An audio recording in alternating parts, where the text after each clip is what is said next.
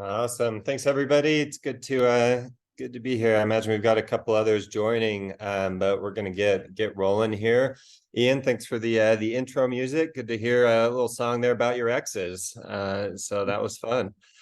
Ian's going to give us a little plug for the summit, and then we're going to get jumping in on product updates. Yeah, we are super excited about the summit, September 28th, 29th, and 30th. Right now, our keynote speakers are locked in. We've got our CEO and CMO of Sun Life Health Centers talking about Lean and their implementation of Lean Six Sigma at their health center and the difference it made, and now how SyncTimes is supplementing, supporting that effort. And then also CEO of SIM Health Center in Puerto Rico, talking about the patient experience. And we've got the rest of the content about locked down, and it should be by the end of next week.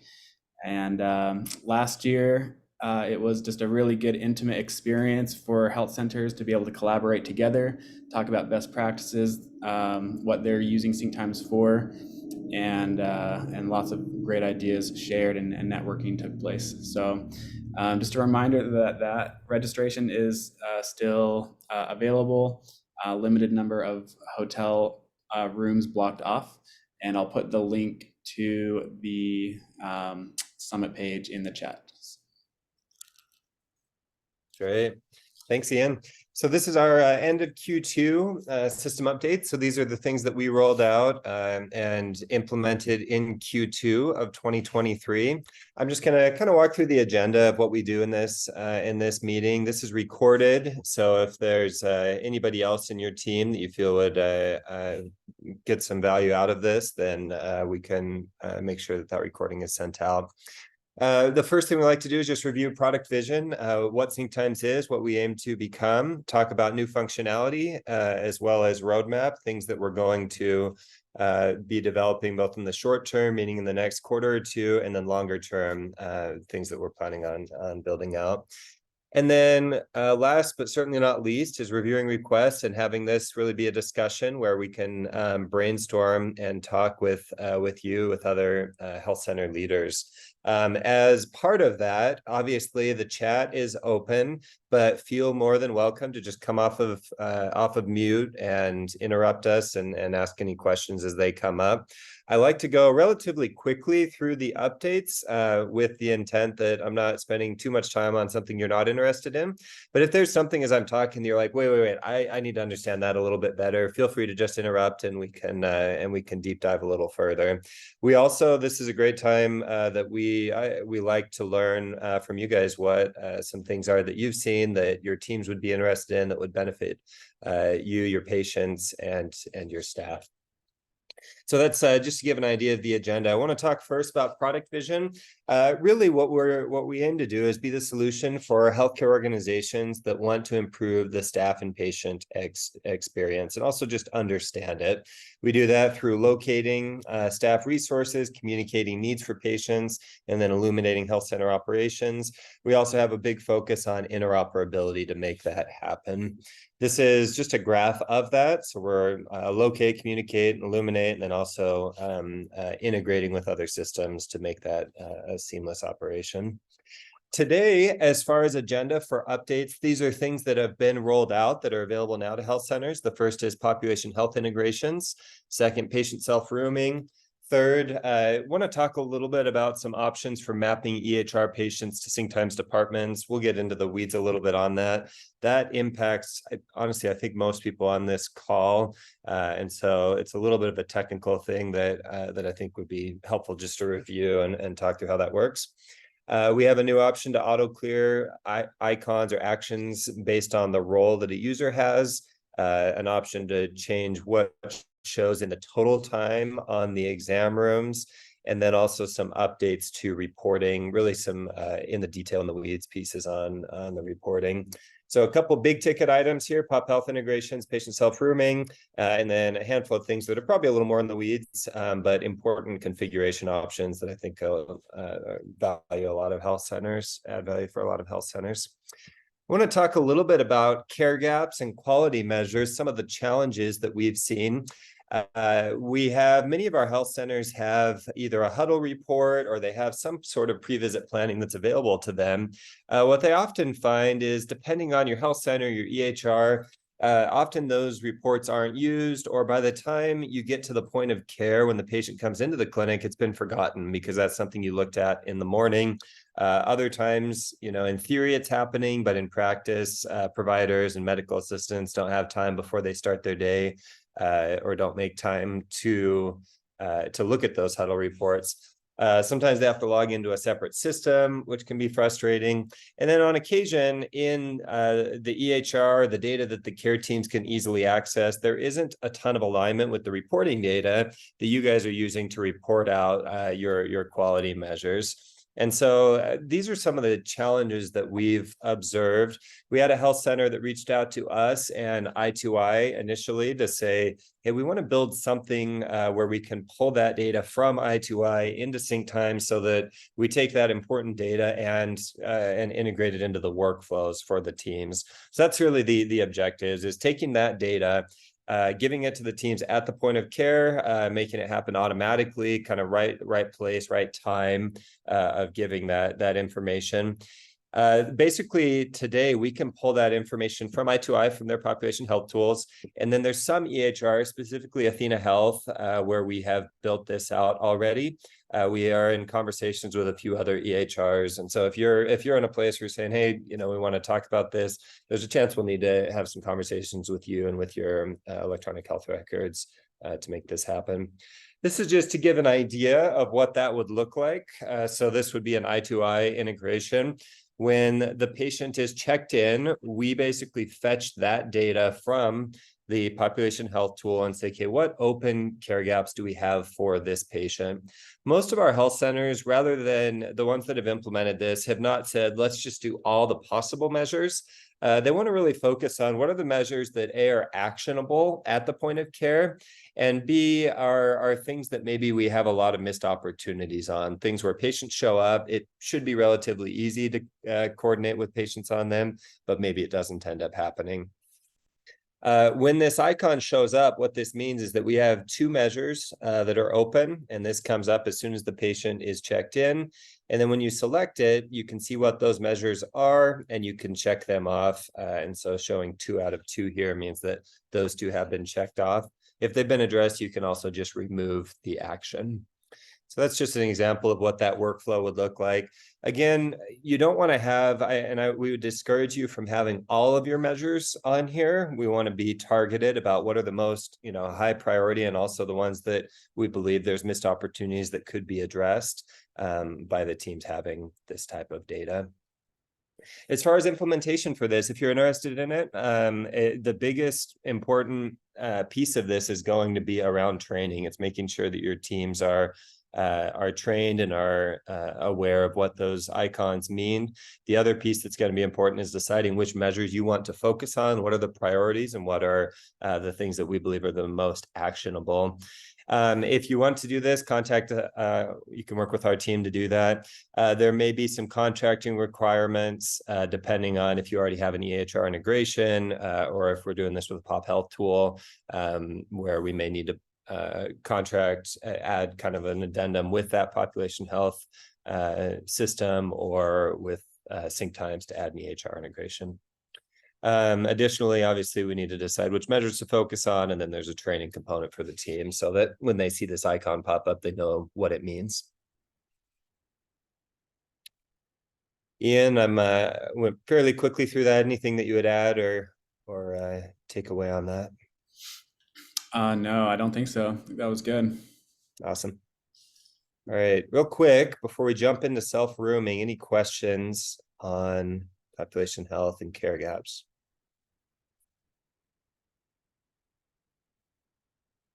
All right, well then let's jump into self-rooming. This is a pretty exciting one. And we have Jill and Jess from Grace Health on the line. I'm looking, I don't think there's anyone else from Grace Health. So I'm probably going to pick on you guys. Hopefully you don't mind that too much, to just talk about your experience with this. But first we'll give an overview of kind of the why for self-rooming, why this is an innovation that people are interested in. A couple of things. First off, when you look at a floor plan for a health center, and say between 15 to 25% of that space is waiting space, it's waiting rooms, and it's space that's for patients to just kind of be queued up for the exam room. That's wasted space, and it's expensive. There's a lot of cost that goes into building waiting rooms, building lobbies for patients. You also have movement that's waste. In terms of lean, we talk a lot about waste. And you have this movement that happens. Sometimes it's pretty significant, where a medical assistant is going out to the waiting room to pull a patient back. And that takes a decent amount of time for MAs to walk, sometimes from, all the way back at their desk, all the way up to the lobby. That can be a decent distance that they have to walk that maybe isn't actually adding any value for the patients. When we say waste, we're not talking that it doesn't necessarily need to happen, but we're saying that it isn't adding value to the patients. It's not contributing to the value stream. Third is, there have been studies that show that this improves the patient experience. So patients prefer self-rooming. They prefer being checked in and being able to go directly to a room rather than having a more traditional experience of sitting there and having your name called. And then last but not least is, in the COVID era, we have this concern about patient safety. And specifically, if you have a bunch of patients, some of who are contagious, sitting in a shared lobby coughing on each other, that's probably not a very safe environment. That's probably not a great infection control process. I want to just highlight that these are a lot of different things that could be valuable about self-rooming. I think in every health center, there's different potential upsides and potential downsides to self-rooming.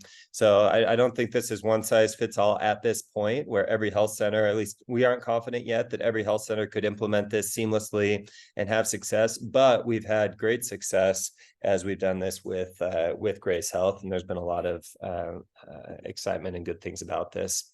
Some of the challenges associated with self-rooming. First off, your front desk, and I'm just going to call them PSRs, your patient registration staff. It's really hard for them to know what's going on in the back office consistently, knowing which rooms are available, and then also which rooms are actually clean. A room might not have a patient in it, but it might not actually be ready for the next patient. So in patient self-rooming, you need to have a way to communicate that. You also, when the patient arrives in a room, the MA needs to know that. The MA needs to have some communication to say, yep, there's a patient in room 7 and you need to go see them. Third, you don't want patients just randomly wandering hallways looking for exam 207. You want to have some way to direct them to the room. And so you need to think about making that easy for patients. And then overall, for the front desk staff, you do want to have those PSRs. You hope they can have some way to just monitor the flow. And there's going to be some judgment calls around, hey, do we send this patient back who arrived 15 or 35 minutes early for their appointment? And so more communication, more visibility is really critical for those PSRs to be able to do their job effectively and not do things at the front that end up inhibiting the workflow of the back office medical staff. So those are some of the challenges that we've observed. This, what we're going to walk through here is showing what Grace Health and SyncTimes have built together around self-rooming. So just to give you an idea, this is actually a tablet that is dedicated for the patient hallway at Grace Health. They have 2 doors, one that is offstage, one that's for the care teams to enter the room. And then they have a separate door where the patients walk in. So their floor plan is is uniquely designed for patient self-rooming. But as I'm walking through this, there's some options we have on our side to make that tablet go back to kind of the normal functionality when you aren't self-rooming a patient. So this isn't necessarily something that can only be done when you have a dedicated floor plan for self-rooming. Looking at that study that we just had on the slides, in that study, they talk specifically about how many of their, or most of their self-rooming was actually done in facilities that were not specifically designed for self-rooming. But in this case, on the tablet outside of the room, when the room is not assigned, is not available for a patient, it just says unavailable. On the lights on the side, in this case, it shows white to just say this room's unavailable, but it's empty. Here, rather than seeing SyncTimes, this is showing the logo for the health system. So in this case, it's just showing SyncTimes as a placeholder. And then the workflow goes something along this line, and this can be, this is just a template, so there's some adjustments, but front office staff are looking at the flow stations. They want to know that a room is available and clean before they assign a patient. They check patients into the room, and then they typically are directing patients to an appropriate hallway and to the room that has green on the sides of the tablets with the patient's name on it, and I'll show that in the next slide. And then when the patient is roomed, the MAs receive a notification that a patient has been checked in and is coming back to the room. And so that's kind of the workflow. Most of it is actually driven, rather than an MA grabbing a patient, the front office is actually checking the patient into a room, directing the patient back to the room, and then there's some wayfinding built in for patients to find those rooms. This is what you would see. So for a patient named Marilyn, she would see on the sides of the tablets, the lights would be flashing green, and then it would show the room, exam 205. It would have welcome Marilyn, will be with you shortly on the tablet. And then obviously, again, the clinic logo. And so as patients come back, this is kind of a cool VIP type experience. There's kind of the red carpet of having your name there on the display and being welcomed in that way. Once the patient has been roomed and the MA has come in, that's going to change so that other patients in that hallway don't see any information. They just see this room is occupied, and it'll show red on the sides just as wayfinding to say, don't come in. As far as implementation for self-rooming, it's a matter of engaging with the SyncTimes team to enable this. And then there's a lot of coordination with the team to make this work effectively for your health center workflows.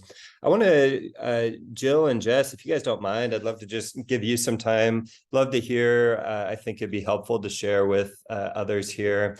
First, what the patient feedback has been, what the staff feedback has been, how the implementation went for you guys overall, and maybe any other considerations that you guys have had as to why this is an innovation that you've pursued, and what the benefits are that you guys are seeking in that.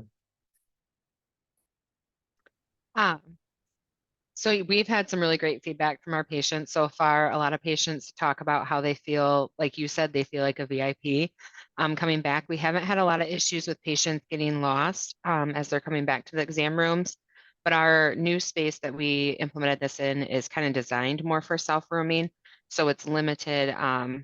Patient either goes down the left hallway or down the right hallway, and it's very easy for them to see what exam room they're going to. We haven't had much in the concerns with communication between the front staff and the back staff with them knowing where to put the patients. We have a smaller group that we implemented with this with at first, so that kind of helps with that closer communication. And there's been a few kinks. There are a few times where patients have, like you said, come in really early. The front staff had made that call and put the patient in, and then that might wind up getting the next patient behind a little bit. But we've been able to work through those without any concerns. Jill, you want to add? Sure. I'll add a couple of things. One is, I will say, an unexpected advantage is how quiet the clinic feels. Because there's a lot of conversation that happens between the MA and the patient when you're walking the hall. Having that basically eliminated has really made the clinic feel very quiet, which is a great bonus. It's just amazing how when you go over there, it just feels very calming, very welcoming. I will say too, the welcome sign, Grace Health is we try to be very personal, very welcoming to our staff or to our patients. And so we were really concerned about how it would feel. The patients were walking the halls by themselves, rooming themselves. But ironically, that seeing their name on that tablet outside of the room, I mean, we are totally forgiven for any, if there was a sense of feeling like that wasn't as welcoming when they see that tablet They love it. They actually do like rooming themselves too, because they feel like they're going to the room on their time, rather than waiting until it's our convenience. They're here, they're ready to go, they're ready to be roomed, and we allow them to go do that. So it feels very accommodating. So a lot of unexpected benefits to it. But it most certainly, a lot of the reasons that we did it were exactly the reasons that Alan described. We wanted to be more efficient with our time without compromising the patient experience. It's been fabulous. We want our providers to never want to work anywhere else, and this will do it, I think. It's been a really good addition for us. Yeah, awesome. Thanks, Jill. Thanks, Jess. This is something that I've heard about for about 10 years. Ian's going to throw a poll up just for some feedback, because we're just kind of curious from a couple. I know we don't have a huge group on today, but just interested in kind of how people have thought about this. One of the pieces that we haven't talked specifically about, but one of the big concerns that we hear about this is around security, and specifically around, how are you making sure patients aren't, just wandering back into a specific, into a random room, that type of thing. And so Jill and Jess, I think the way you guys have addressed that has been pretty seamless, which is just there is a locked door by the PSRs.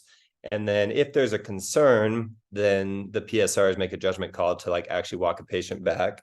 But for the most part, they have a button under their desk that they hit, and it opens that door for the patients. Is that fair? Because I think that's a concern that I hear very commonly is, hey, if patients are kind of invading the clinical space and they're patients that might be problematic, we need to address that. Yeah, we haven't had any concerns with that, and having the space kind of separated, like you said, a locked space, and they have to be kind of let in back into the space. So it's kind of a little bit more controlled. We also have not had any concerns with patients going into the wrong exam room. I think the red lights, when a patient is in a room, it says occupied and there's red lights on the side. So it's kind of that stop, identifying to patients not to walk into that one. So we haven't had anything like that come up. Yeah, cool. We also keep the doors open for rooms that are available. So that's a welcoming gesture.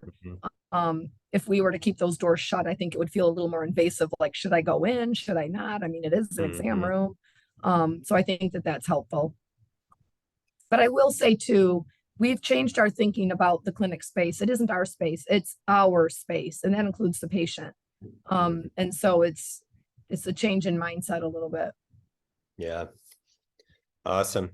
Well, thank you. And it looks like, just as far as the poll, we're all across the board on this, which is not a huge surprise. Ian, are you able to publish that, or did you already publish that? So. Yeah, I should be sharing now. Are people able to see that? Yeah. I think it's something that's pretty cool. I think the experience for patients, that was probably a point when I said, hey, this is actually something that we should push a little more aggressively, because you look at even that study that the University of Wisconsin did around patient self-rooming, and the fact that 86% of patients said, yeah, this is valuable. This is something that we like better than traditional, waiting to be escorted back to a room. It's pretty meaningful from a patient experience perspective. And I think we've seen that, we've witnessed that at Grace Health. So there's some limitations, some challenges that I think SyncTimes is kind of in a great position to help address. And we're excited to continue to work with groups interested in doing self-rooming. So feel free to reach out if you're in a position where you're like, self-rooming is of interest to us.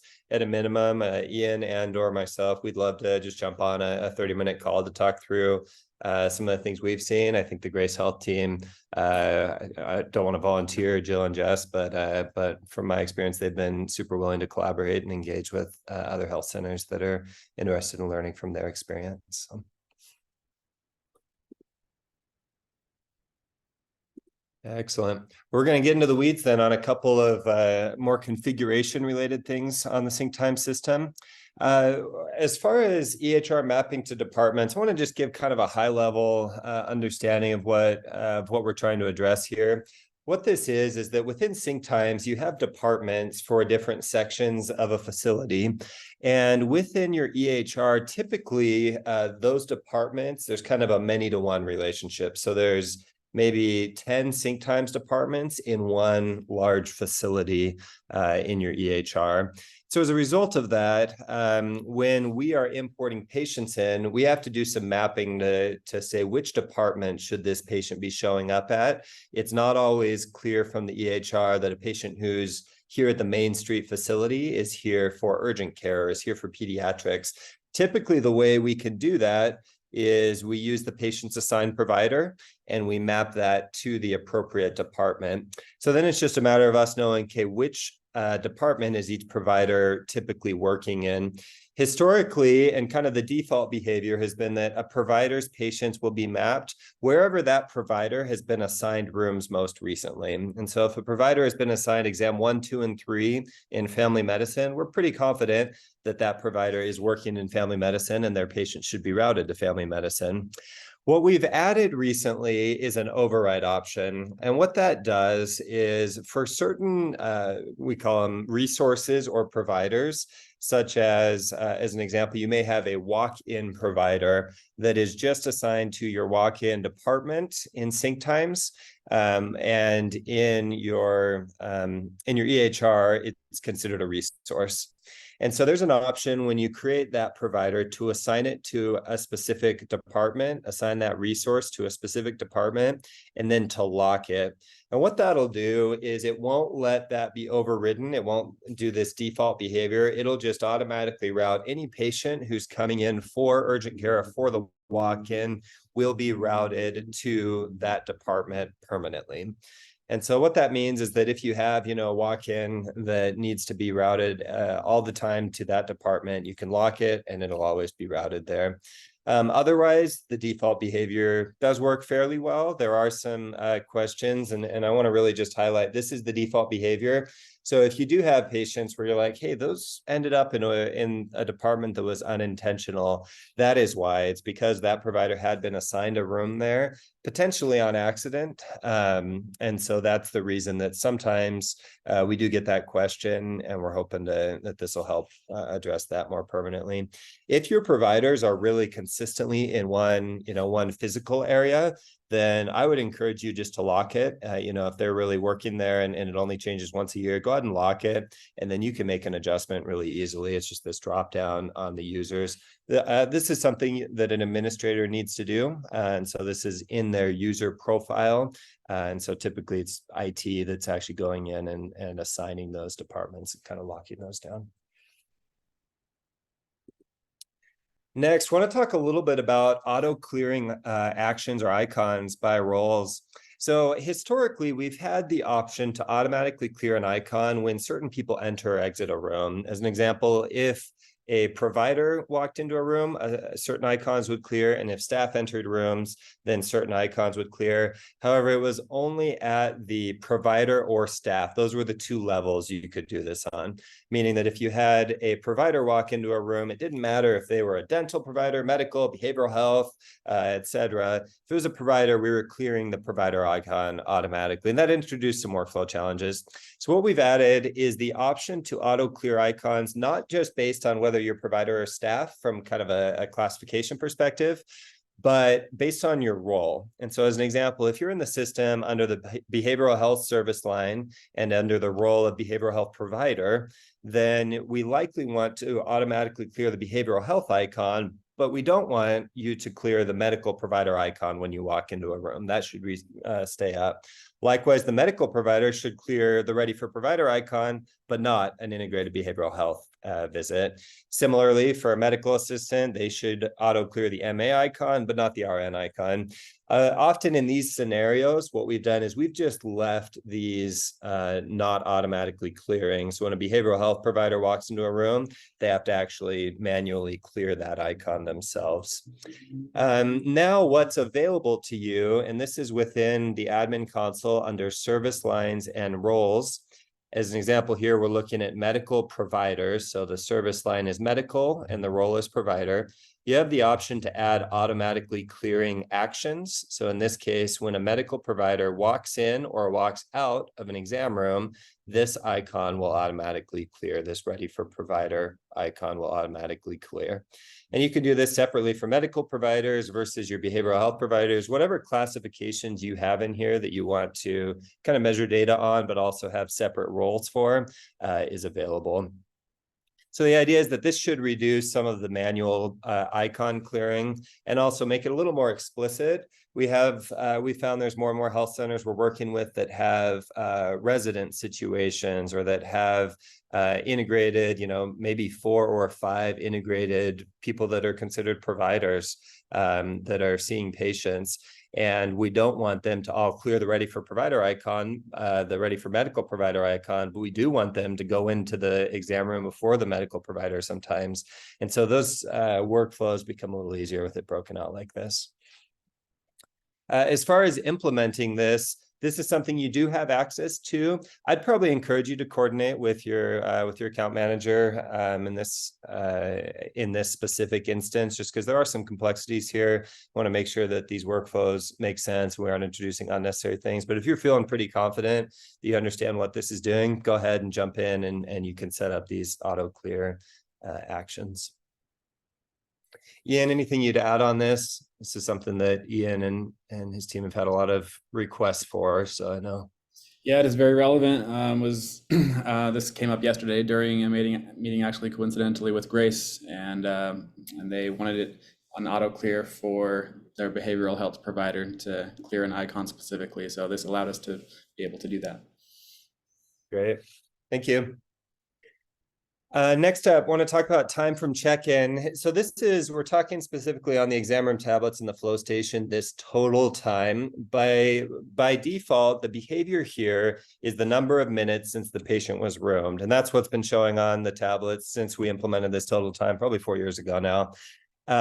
What we have added is an option, because it says total, sometimes staff are a little confused by that. And they say, well, the patient's been here for 15 minutes. They were in the lobby for 15 minutes, but that says total 0. What does that mean? What's the difference? And so there's an option now in the department's configuration that says use total time from check-in.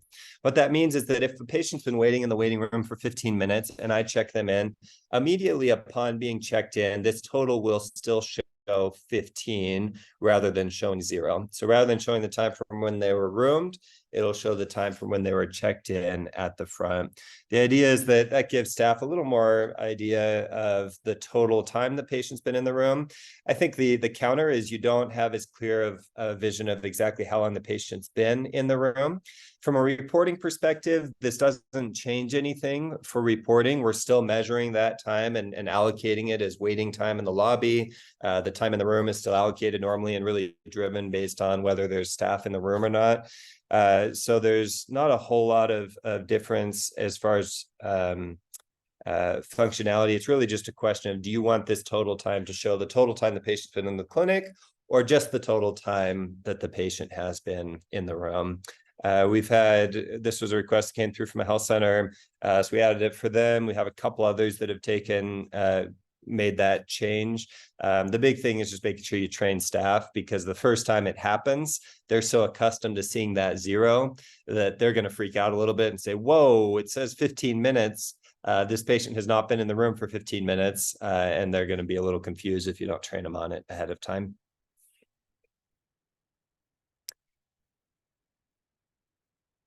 Ian, anything you'd add there?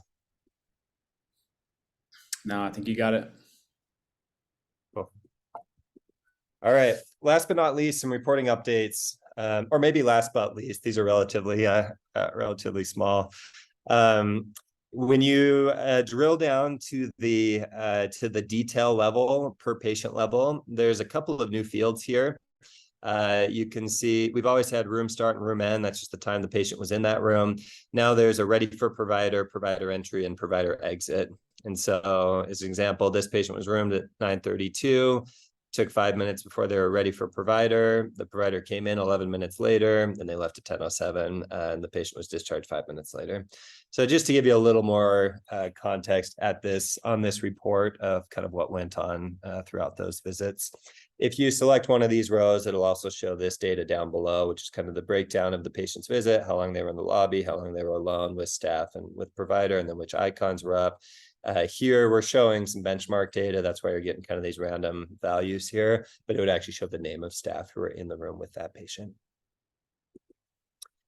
Next, on the room utilization report, we've had a request to be able to look at one specific room and show over the course of a whole week and the days and times of the time of day and days of the week when that room is utilized heavily or less heavily.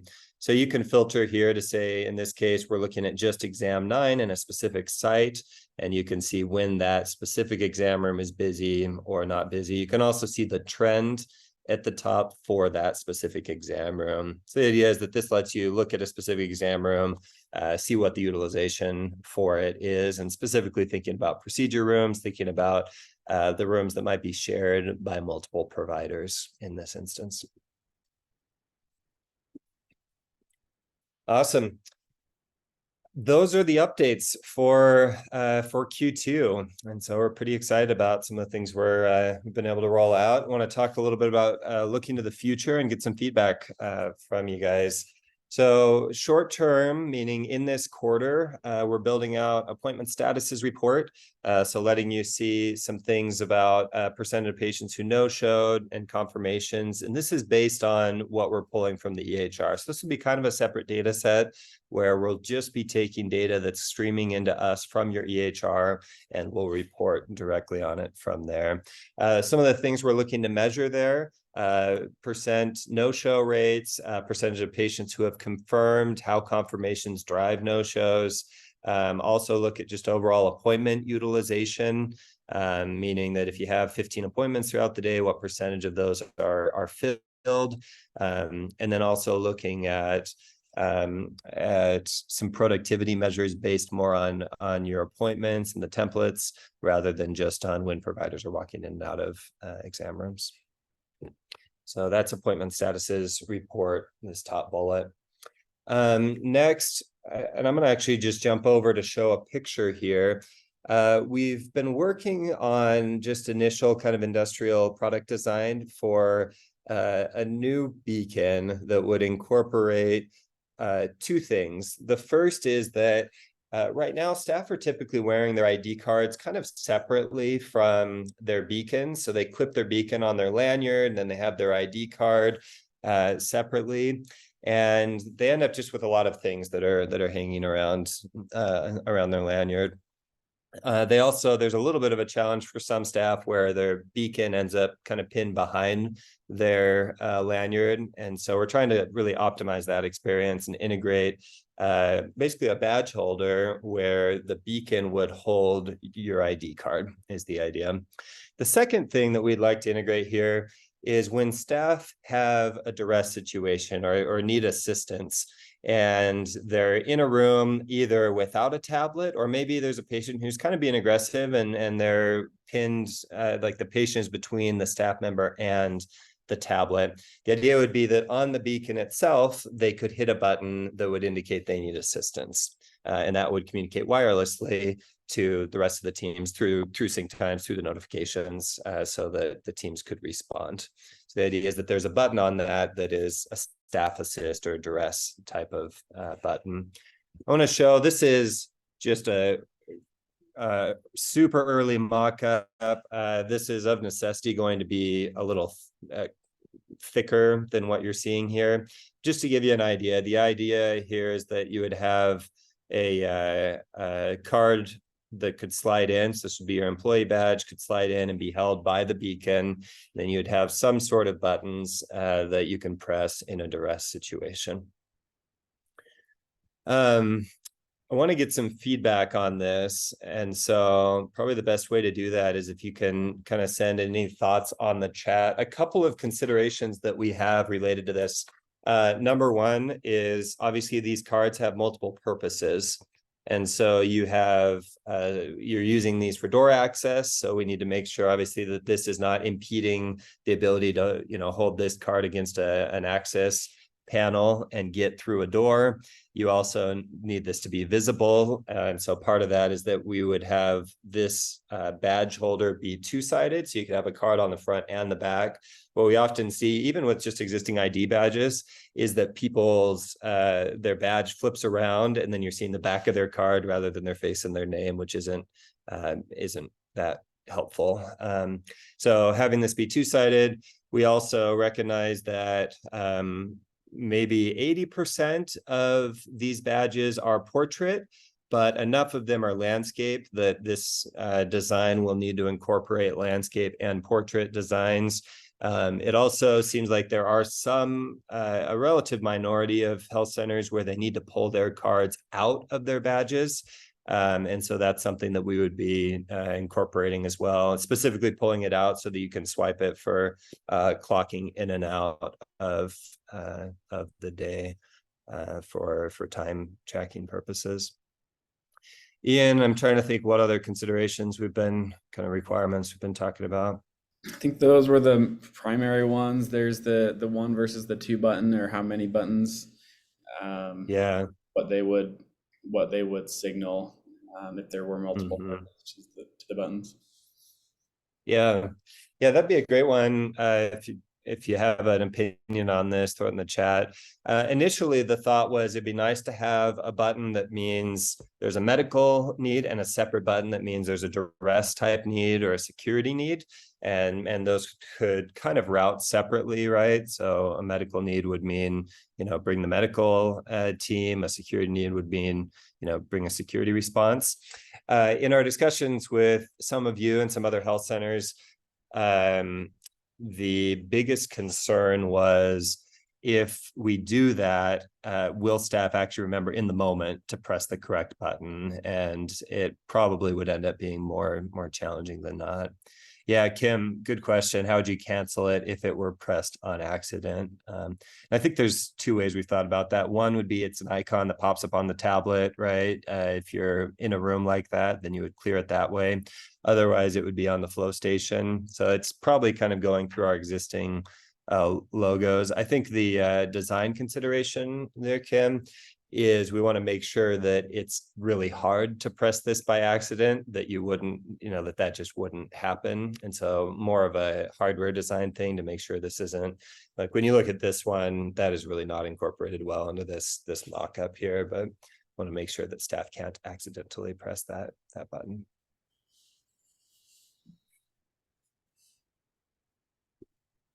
We're kind of soliciting feedback openly on this. So right now we're really in the design kind of brainstorming phase, but those are a couple of things we're talking about building into those beacons. Ian, anything else on that, or is that? Yeah, no, I think that's good. We appreciate those. We've reached out to a few and gotten some feedback to get us almost to the point that we're at. And if you have any additional feedback, please send an email or give us a phone call. Cool. All right. And then last, for short term, we're working on integrating the SyncTimes desktop application into Microsoft Teams. So about 60-70% of our health centers are on Microsoft Teams. I recognize that not everybody is, but the majority are, and candidly, it seems to be moving that direction more and more.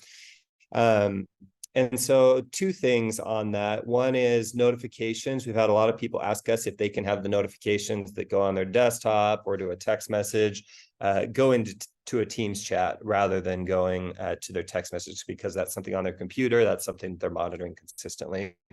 And so that's part 1. Part 2 is within Microsoft Teams, being able to open and monitor SyncTimes. You don't have to download a separate app. You just have it open in Teams. The idea behind the chat notifications would be that you could actually have an automated message that comes in from a SyncTimes bot, basically, that says medical assistant needed in exam 7, just like your other notifications. But also, if there were multiple people that were subscribed, say, to get behavioral health notifications for a specific exam room, that it would actually start a group chat with those people.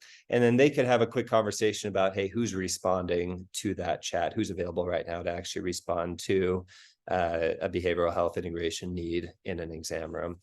So that's this Microsoft Teams integration.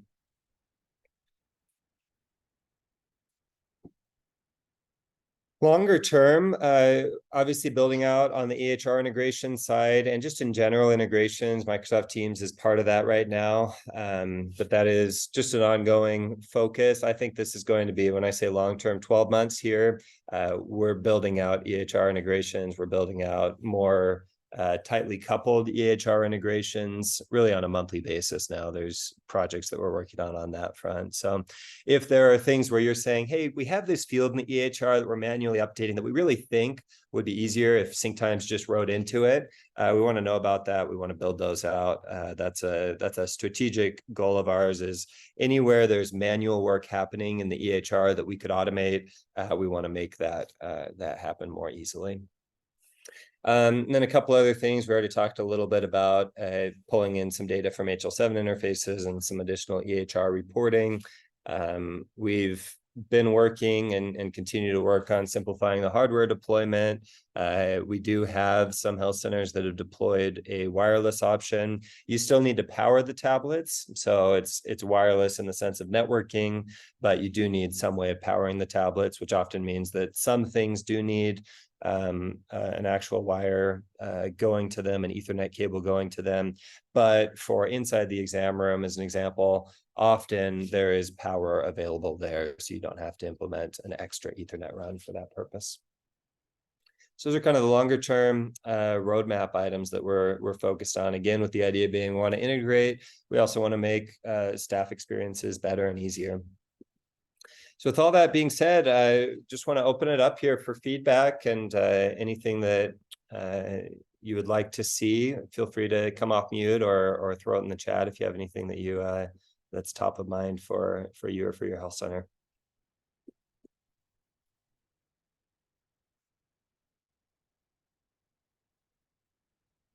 And if not, I think totally free to jump off.